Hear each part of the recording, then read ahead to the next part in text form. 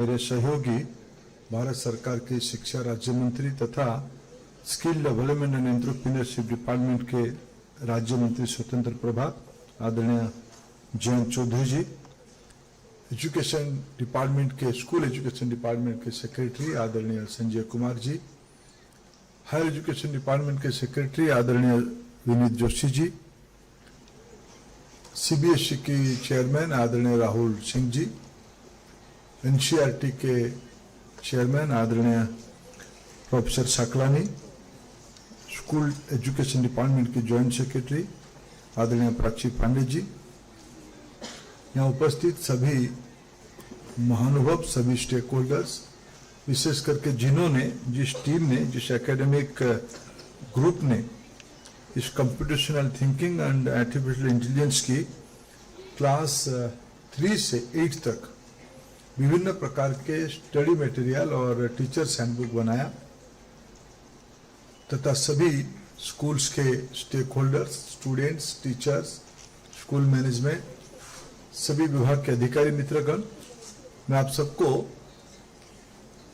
जब 1 अप्रैल हमारी व्यवस्था में स्कूल की पहला दिन होता है, एकेडमिक ईयर की 26-27 एकेडमिक ईयर की आज प्रथम दिवस है, उस प्रथम दिवस पे सीबीएसई ने अपने स्कूल्स में, हमने पिछले दिनों में जब देश में एआई इम्पैक्ट समिट हो रहा था, उससे पहले भी जब सरकार ने एआई की महत्व को समझ के शिक्षा विभाग को एक सेंटर ऑफ एक्सीलेंस बनाने की वित्तीय व्यवस्था किया, उस समय से डिफरेंट लेवल पे योजना बन रही थी, चर्चा हो रही थी, एआई के बारे में एजुकेशन बढ़ाना और एजुकेशन को एआई में करना, AI for education, AI in education, ये 2 स्ट्रैटेजी से सरकार की विभाग आगे बढ़ रहा था। और हमारी सौभाग्य इस विषय को आगे बढ़ाने के लिए हमारे पास देश की एआई की टेक्नोलॉजी बनाना और एआई के बारे में एजुकेशन की कैरिकुलम बनाना, ये दोनों कम्युनिटी संयोग भारत की शिक्षा विभाग से जुड़ी हुई है। भारत की सारे टेक्नोलॉजिकल इंस्टीट्यूशंस, वो आईआईटी हो, एनआईटी हो या अदर इंस्टीट्यूशंस हो, ये सभी लोग मिलके इस विषय में अनेक इंस्ट्रूमेंट बनाए, बहुत सारे स्टार्टअप आज देश में बनी है, ये सब भारत की एजुकेशन इकोसिस्टम से बनी है। भारत में एआई के बारे में आज स्टैनफोर्ड एआई नॉलेज इंडेक्स को अगर हम समीक्षा करते हैं तो दुनिया की सबसे तीसरा बड़ा देश जो एआई कैपेसिटी के लोग भारत में ही रहते हैं। ये इसीलिए संभव हो पाई है, भारत की एकेडेमिया कम्युनिटी, भारत की एजुकेशन फैमिली एआई को अपना एजेंडा में लिया है, उसको आज हमने फॉर्मल स्ट्रक्चर पे लेने की काम किया है। मैं सबसे पहले सीबीएसई तथा इसको वेटिंग करने के लिए एनसीईआरटी को, सीबीएसई की बनाई हुई एकेडमिक टीम तो उसको बनाया, लेकिन जब तक इसको एनसीईआरटी ये एनसीएफ की अलाइन है या नहीं है इसको नहीं कहता है, तब इसको फॉर्मल कोर्स कैरिकुलम में लाना फॉर्मलाइज नहीं हो पाता है। ये भी काम इन दिनों में एनसीईआरटी ने इसको व्यवस्थित रूप में एकेडमिक कम्युनिटी ने उसको रिपोर्ट देने के बाद 3 डॉक्यूमेंट बनाया गया है। एक कैरिकुलम क्या होगा, ये एनसीएफ की एक्सटेंशन है, इसे मैं मानता हूं, ये कैरिकुलम बनाई गई 3 to 8 तक। जयंत जी ने सही कहा, अच्छा, ये उनका टिप्पणी अच्छा है, मैं सही है, इसीलिए मैं भी मानता हूं। टीचर्स हैंडबुक मोटा है, टीचर्स को ज्यादा समझने की आवश्यकता है, और स्टूडेंट्स टीचिंग लर्निंग मटेरियल या उसको हम टेक्स्ट बुक भी कहें तो ये इन कंपेरिजन, ये कोई पतली नहीं है जयंत जी, टेक्नोलॉजी में तो सिमलेस और बहुत प्रोफेशनल होनी चाहिए, फिर भी ये बहुत एलाबोरेटिव है, शायद अच्छा ही हुआ होगा। इसको मैं भी पढ़ने का कोशिश करूंगा, हमें भी एआई की प्राइमरी नॉलेज लेने की आवश्यकता है। 3 कैरिकुलम बनाया हम लोगों ने, टीचर्स हैंडबुक भी बनाया और स्टूडेंट्स टेक्स्ट बुक भी बनाया। ये तीनों चीजों को हम लोगों ने बनाई है। इसके लिए जब एकेडमिक ईयर की पहला दिन में आप सबको मैं बधाई देता हूं। एआई नया विषय है, एआई ऑगमेंटेड एजुकेशन है, एआई पुरानी थी, ये एक डिबेटेबल विषय है। टेक्नोलॉजी ड्रिवेन कंप्यूटिंग, जिसको अभी दुनिया में भारत की ताकत को स्वीकार किया है, ये मेरे दृष्टि से, मेरा जितना अध्ययन इस विषय पे है, ये कोई नई विषय नहीं है। एआई या कंप्यूटेशनल थिंकिंग, ये भारत की क्या दुनिया के ज्ञान प्रवाह में पुरानी विषय है। हमने आज अपना इकोसिस्टम उसको कॉन्टेक्चुअलाइज कर रहे, इसको आज हम एक स्ट्रक्चरल फॉर्मेट में लेके आ रहे हैं। तो एक डिबेट चल रहा है कि एआई भारत की, दुनिया की जॉब अपॉर्चुनिटी को स्क्वीज करेगा। बहुत सारे काम एआई करेगा जो अभी व्यक्ति कर रहा है, व्यक्ति बेरोजगार होंगे। ये स्कूल ऑफ थॉट है। दूसरा स्कूल ऑफ थॉट है, एआई जिंदगी को इतना सहज बनाएगा, इतना सुगम बनाएगा, इतने कम समय में अनेक कष्ट का काम हो जाएगा, जिसमें लोगों को, जिनके पास रेशनल थिंकिंग है, उनको और ज्यादा काम करने का अवसर मिलेगा, नया काम करने का अवसर मिलेगा।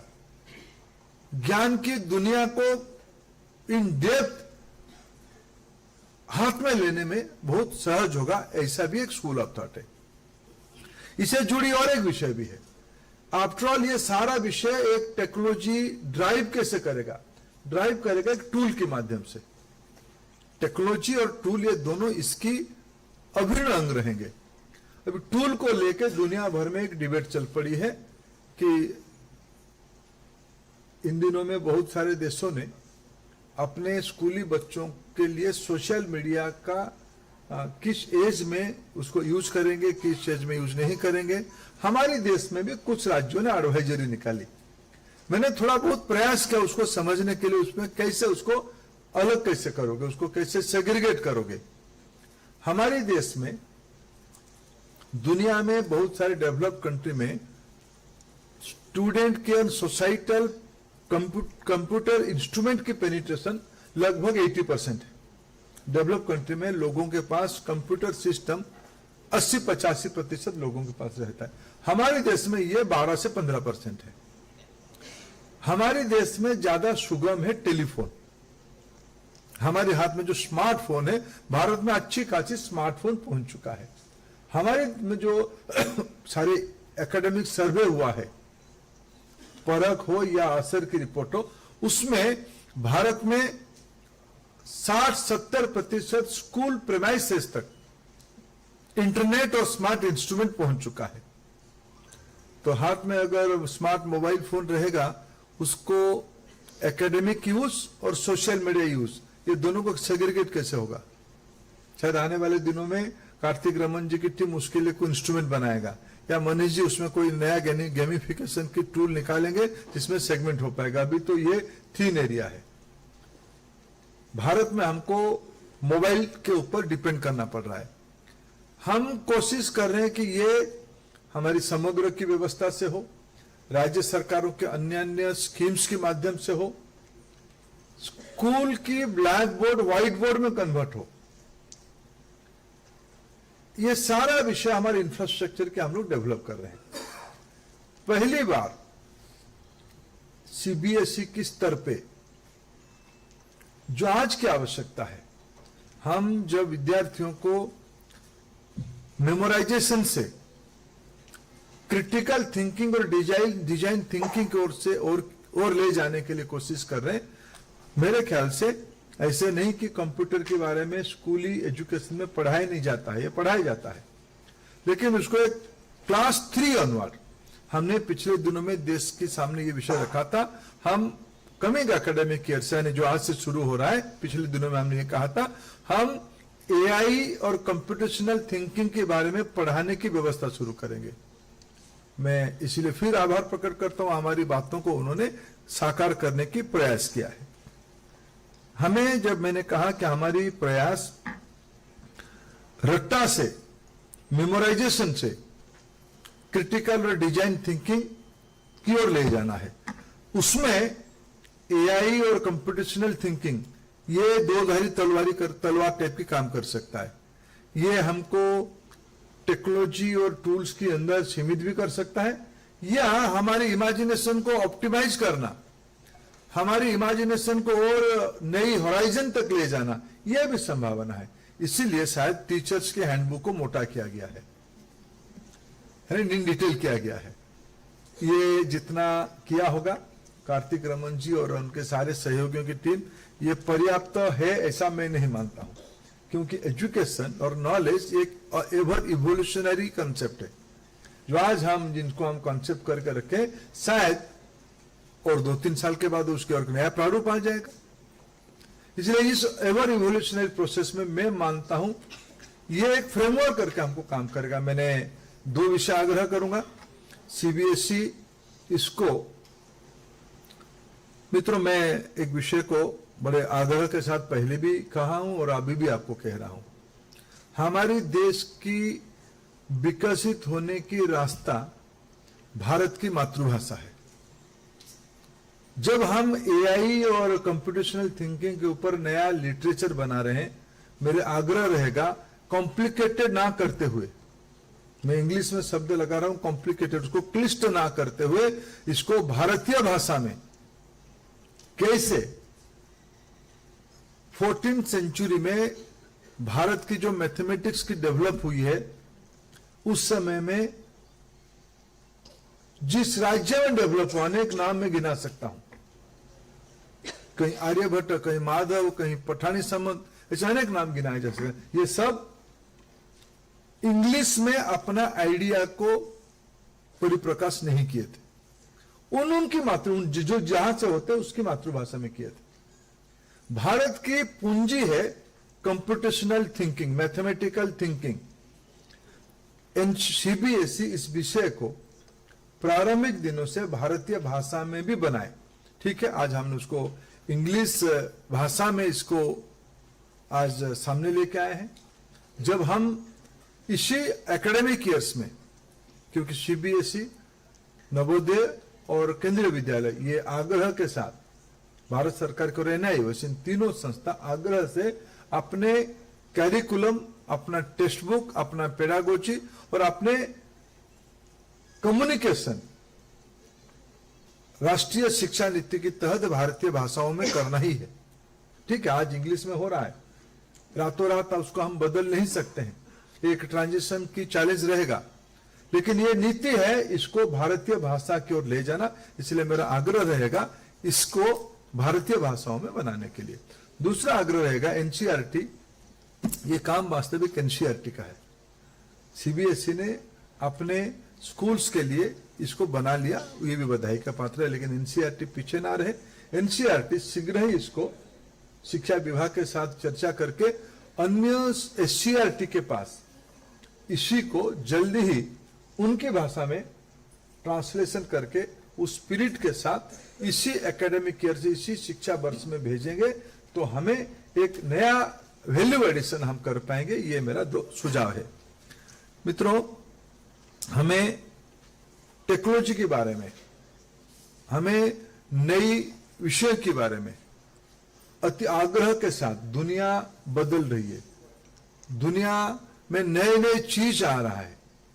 भारत की विशेषता, इसको जल्दी ही अन्य देशों में, अन्य सभ्यताओं ने एक नई चीजों को अडॉप्ट करने में जितना समय लगा है, भारत उसकी काफी कम समय में उसको अडॉप्ट कर सकता है। ये भारत की थॉट प्रोसेस की, प्रज्ञा प्रवाह की ये पूंजी है, भारत की इंटेलेक्चुअल डायस्पोरा की ये असेट है। हमें कोई विषय को समझ बढ़ाना, समझ को लोकलाइज करना और अपने आवश्यकता और व्यवहार से उसको यूज करने में हमारी विशेषता है। मेरा पूरा विश्वास है सीबीएसई हो या एनसीईआरटी हो और आने वाले दिनों में अन्य स्टेट बोर्ड शिक्षा विभाग के आग्रह से ये जो कंप्यूटेशनल थिंकिंग और आर्टिफिशियल इंटेलिजेंस के बारे में जो साहित्य बना रहे हैं, जो कैरिकुलम बना रहे हैं, जो टीचर्स हैंडबुक बना रहे हैं या जो टेक्स्ट बुक बना रहे हैं, ये आवश्यकता को पूरा कर पाएगी। मैं फिर आप सबको एक बार शुभेच्छा देता हूं। आज बहुत सौभाग्य के अवसर है जब हम शिक्षा वर्ष के पहला दिन में भारत की शिक्षा जगत में इंस्टीट्यूशनली औपचारिक तरीके से कुछ नया उपक्रम जोड़ पा रहे, नया टीचिंग लर्निंग मटेरियल, नया इंस्ट्रूमेंट जोड़ पा रहे। इसीलिए मैं पूरा भारत की शिक्षा परिवार को अनेक अनेक शुभेच्छा देता हूं। बहुत बहुत धन्यवाद।